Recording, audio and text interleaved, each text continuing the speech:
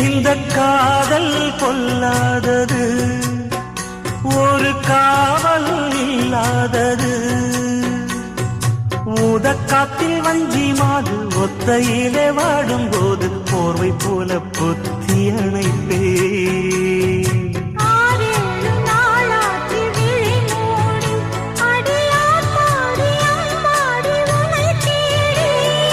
நீதானே மானே என் இளஞ்சோடி, உனை நீங்காது என்றும் என் உயிர் நாடி.